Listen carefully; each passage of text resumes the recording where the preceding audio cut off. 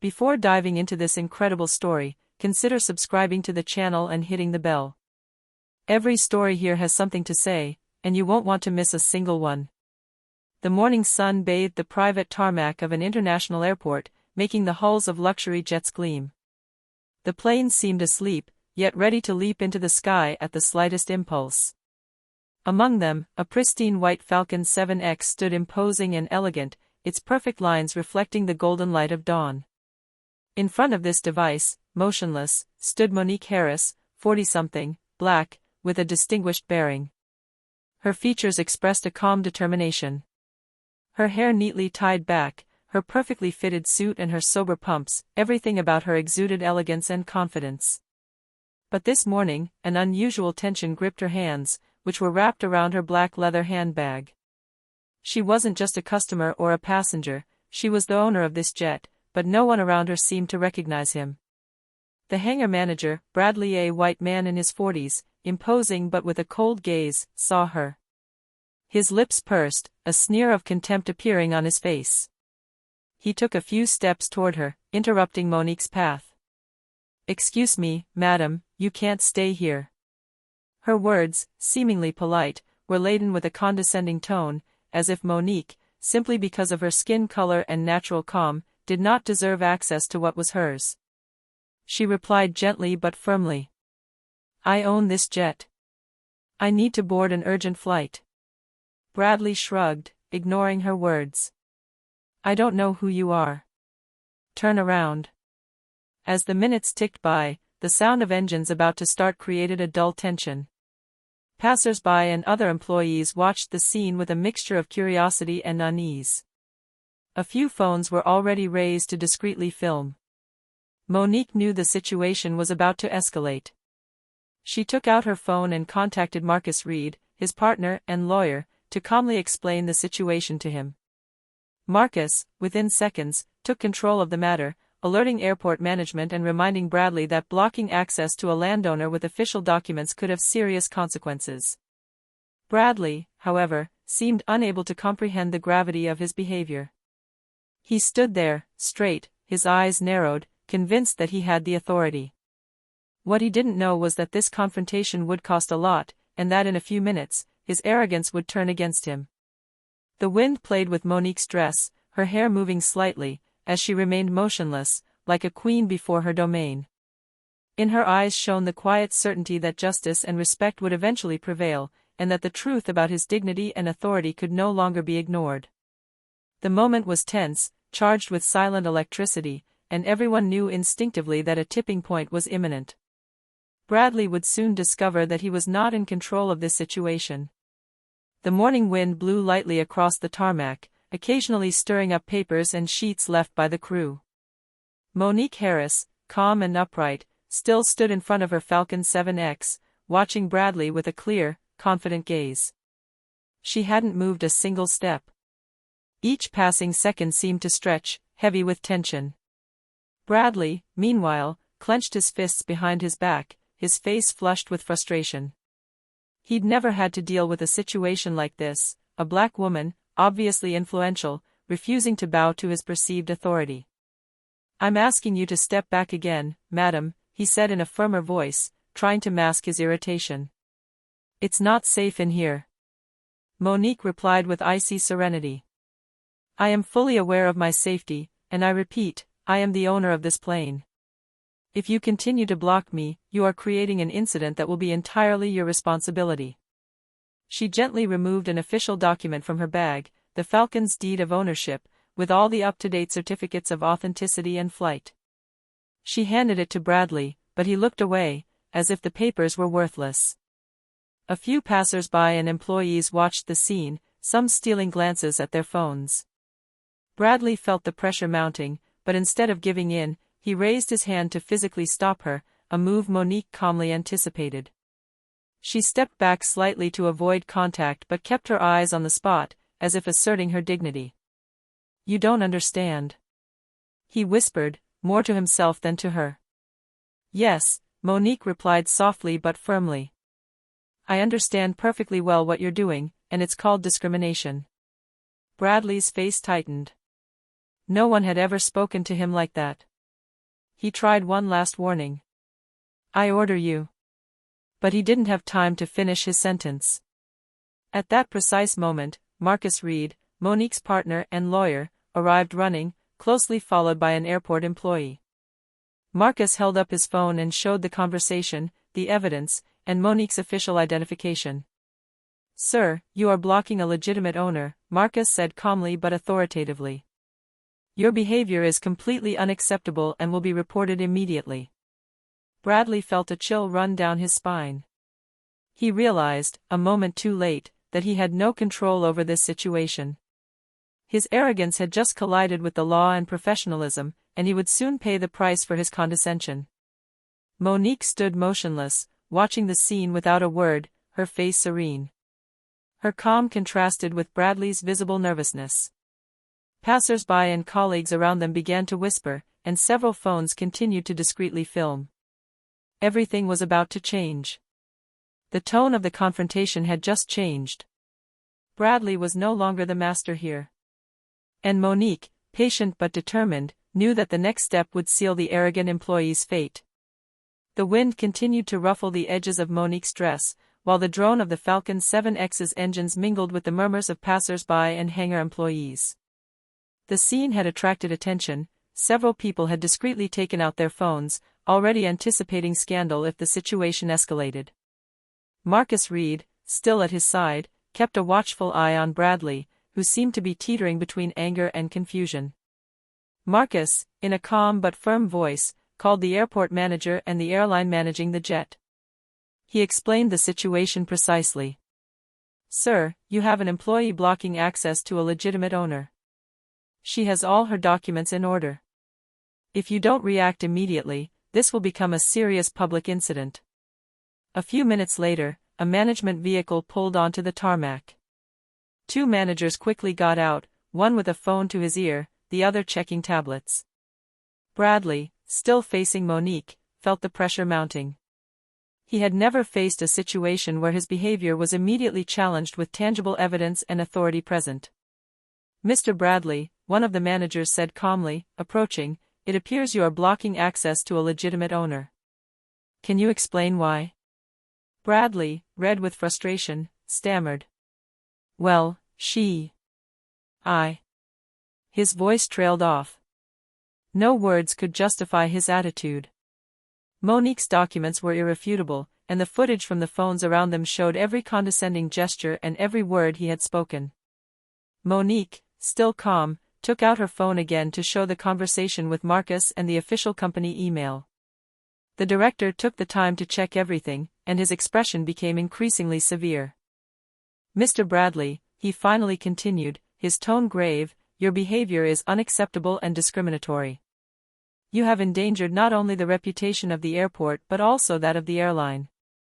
Bradley tried to protest, but the weight of the evidence was sinking in. Every employee around them now saw the truth. He had been arrogant, unfair, and racist in his attitude. His authority no longer existed in this situation. The manager signaled to another employee to clear the way for Monique. The jet's engines roared louder, as if approving the decision. Monique took a step forward, her eyes fixed on Bradley one last time, her gaze cold but dignified. That day, Bradley realized his arrogance would have immediate consequences. And Monique, patient but determined, walked toward her Falcon, ready to take back control of what was hers. The Falcon 7X's engine roared softly, ready for takeoff, as the sun illuminated the aircraft's pristine contours. Monique Harris strode confidently toward the jetway, her bag elegantly held in her hand. Each step was measured, as if to mark her dignity and remind everyone of her position as the rightful owner. Bradley, meanwhile, stood frozen, shoulders stiff, unable to react. Monique's gaze, piercing and calm, made him uncomfortable. He felt every second like a brutal reminder of his failure. The employees around him, already aware of the gravity of his behavior, murmured among themselves. Some shook their heads, incredulous that an employee could act with such contempt in front of a legitimate customer. Marcus Reed stepped up beside Monique, watching Bradley like a hawk. He left nothing to chance. "Mr. Bradley," he said in a neutral but relentless voice, "Your behavior is being documented and will be reported to management. I advise you to withdraw calmly." Bradley opened his mouth to reply, but no words came out.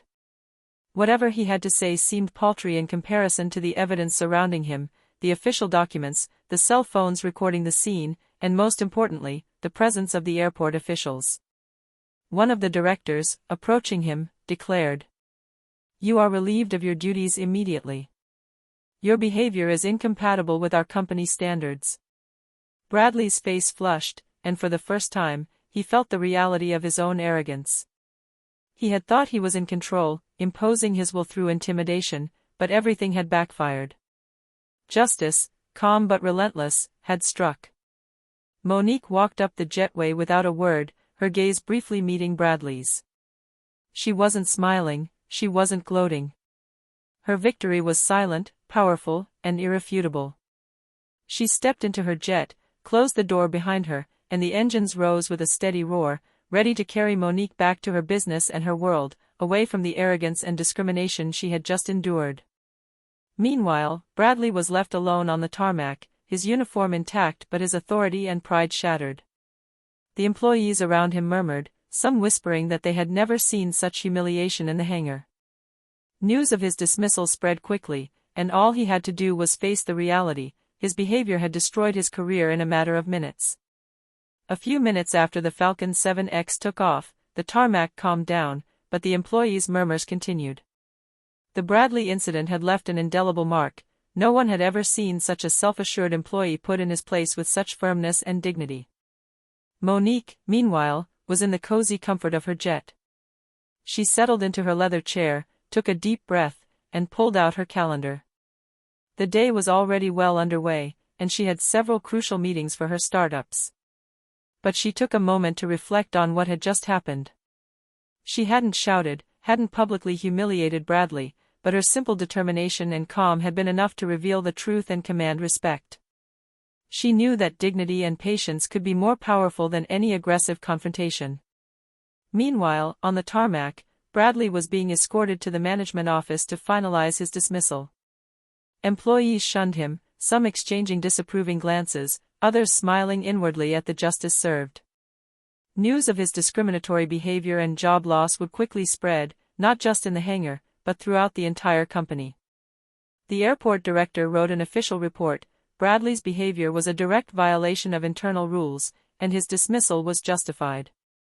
The case was now documented, irrefutable, and would serve as an example for all future employees. On the plane, Monique planned her next actions, but a quiet satisfaction accompanied her.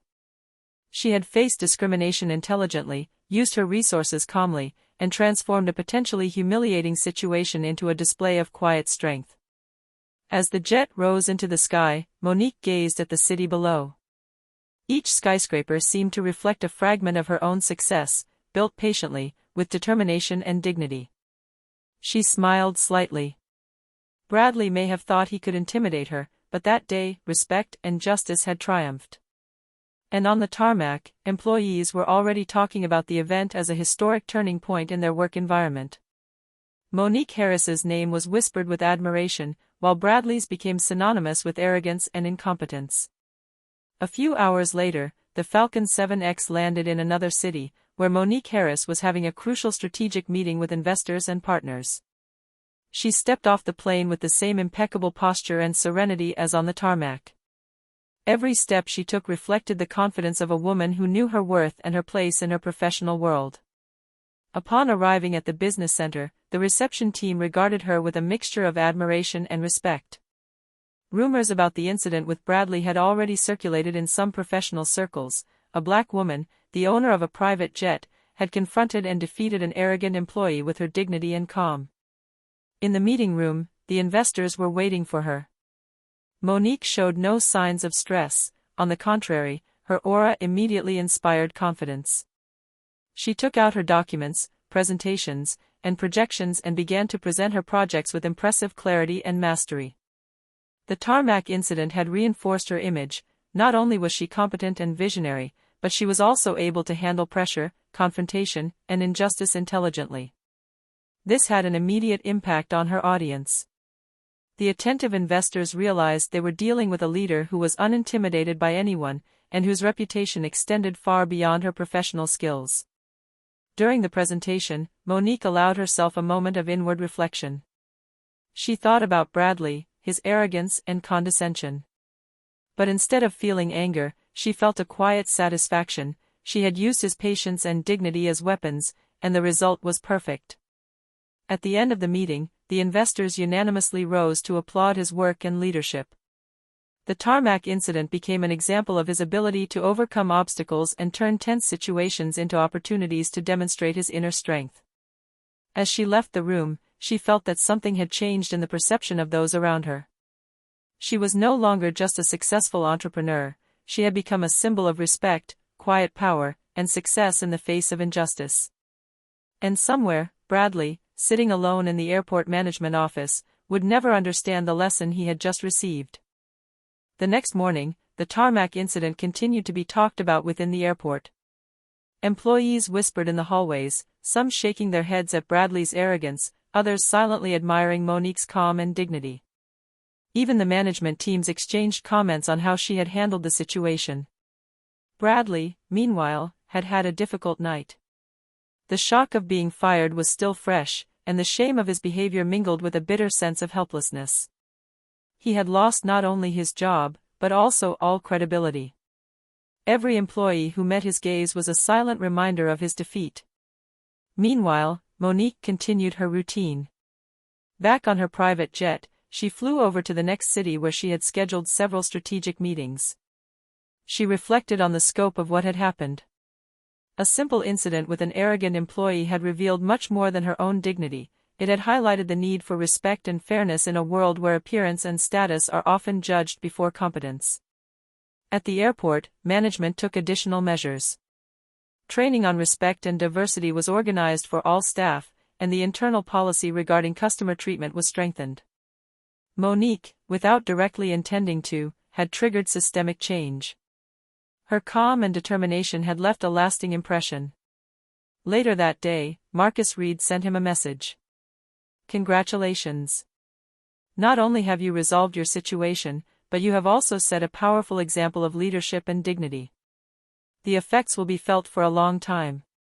Monique smiled slightly, looking out the window at the sun setting over the city. She knew that true victory was not just being right in the moment, but having transformed a potentially humiliating moment into a display of quiet power. Passengers and regular customers at the airport began to hear about the incident. Monique Harris quickly became a role model for respect and handling conflict with grace and intelligence. Bradley, meanwhile, could only reflect on his mistake, while Monique moved on, impassive, toward new successes. A few days after the incident, Monique Harris's story began to spread beyond the airport tarmac. Several employees and witnesses shared videos of the incident on internal networks and some public platforms, where Bradley was clearly seen attempting to block Monique, his arrogance blatant in the face of the implacable dignity of the black woman. The story quickly went viral in professional circles and even in some media outlets. People were talking about a calm and relentless entrepreneur who had faced contempt with intelligence and composure. The comments were unanimous. Monique had not only defended her rights, she had showed everyone that discriminatory behavior could not go unpunished. In the weeks that followed, Monique received invitations to speak at conferences and interviews. People wanted to hear her talk about leadership, crisis management, and dignity in the business world. She accepted some invitations, carefully choosing those that would allow her to share her values and experience. Bradley, for his part, had become a role model. His dismissal had been widely publicized, and it was now difficult for him to find a similar position. The professional world had witnessed the fall of an arrogant man incapable of recognizing the injustice he inflicted. Monique, for her part, continued her professional activities as if nothing had happened, but every encounter, every trip, every decision now carried the weight of a strengthened reputation. She hadn't sought fame, but her ability to handle the incident intelligently and calmly had naturally made her a role model. In her thoughts, Monique sometimes thought back to the tarmac, to that precise moment when everything could have changed. But thanks to her composure, her preparation and her determination, what could have been humiliating had become a display of quiet power and deserved respect. Thus, what began as a harmless confrontation between a woman and an arrogant employee became a symbol. Monique Harris became a role model for all those who aspired to dignity, respect, and uncompromising success. And at the same time, Bradley had to live with the direct consequence of his arrogance, a living example that condescension and discrimination always end up backfiring on those who practice them. A few weeks after the incident, Monique Harris was beginning to feel the effects of her newfound notoriety. The conferences she had been invited to speak at, the articles published about her calm and poise in the face of arrogance, and the internal discussions within companies made her a model of leadership and dignity. In her modern offices overlooking the city, Monique was preparing for a strategy meeting with her teams. Her young, ambitious employees were now inspired by their leaders' handling of the situation at the airport. "It's not just about owning a jet or running a business," she explained to them, "it's about standing up to injustice and turning every challenge into an opportunity." Her colleagues listened attentively, some writing down her advice in their notebooks, others pondering how they could apply this quiet strength in their own lives. Monique didn't preach revenge or brutal confrontation, but respect, preparedness, and firmness. Meanwhile, Bradley continued to suffer the consequences of his behavior. Rumors of his dismissal and the details of his arrogance were now known throughout the industry. He had lost not only his job, but also all credibility, and he understood that his efforts to rehabilitate his image would be long and difficult. Monique, for her part, saw this situation as a valuable lesson for anyone who still doubted that respect and competence always trumped arrogance and discrimination. She began receiving messages from young professionals, particularly Black women, who shared how her story had inspired them to stand up for their place in the business world and maintain dignity in the face of injustice. On her jet, traveling to meetings across the country, Monique reflected on the impact of her actions. She knew that a simple confrontation on a tarmac could have become a symbol of quiet power and universal respect. And she had created that symbol not by raising her voice or imposing her will, but by remaining true to herself, calm and determined. Monique's life continued at its intense pace, but every encounter, every decision, and every action now bore the imprint of that victorious confrontation. She had become, without even trying, a living example of how dignity and patience can shift perspectives and inspire lasting change. In the following weeks, Monique Harris continued to see the impact of her airport incident spread far beyond her own professional sphere. Management at several airlines and regional airports took note of her exemplary behavior and the impact it had on staff and internal culture. She was invited to several roundtables and seminars on leadership, diversity, and respect in the workplace. Monique shared her experience with clarity and pragmatism, emphasizing that dignity, patience, and firmness could transform a potentially humiliating confrontation into a lesson in professional excellence. At an East Coast airport, she met with managers from several private hangars and private jet companies. "We want your methods and approach incorporated into our internal training," one of the managers told her. "You've shown our staff what respect and professionalism really mean." Employees, who previously viewed Bradley as a hierarchical role model, were now exposed to a different kind of leadership, one based on mutual respect and competence. Several young women and men began to share his lessons and adopt his practices, creating a lasting cultural shift. Meanwhile, Bradley bounced from job to job, desperate to improve his image. But every company he approached already knew of his past and his discriminatory behavior. The lesson was clear: condescension and arrogance never go unpunished. Monique, for her part, continued her business with the same efficiency, but every meeting and every decision now bore the imprint of her strengthened reputation. She didn't seek fame, but her influence spread naturally. Her example showed that authenticity, competence, and dignity could overcome any form of discrimination or arrogance. Over time, she became not only a respected entrepreneur, but also an inspirational figure for all those fighting against injustice and contempt. Her name, associated with quiet power and resilience, spread beyond the airline industry, and her story was cited as a model in leadership and conflict management training. Thus, Monique Harris transformed a simple incident into a universal symbol: respect and dignity always triumph over arrogance and injustice. Within months of the incident, Monique Harris had become an iconic figure in her field and beyond. Lectures, articles, and interviews had made her calm, her dignity, and her ability to transform an unfair confrontation into a leadership lesson known. Her name was now associated not only with professional success, but also with justice and respect. In her company's offices, her team greeted her with admiration.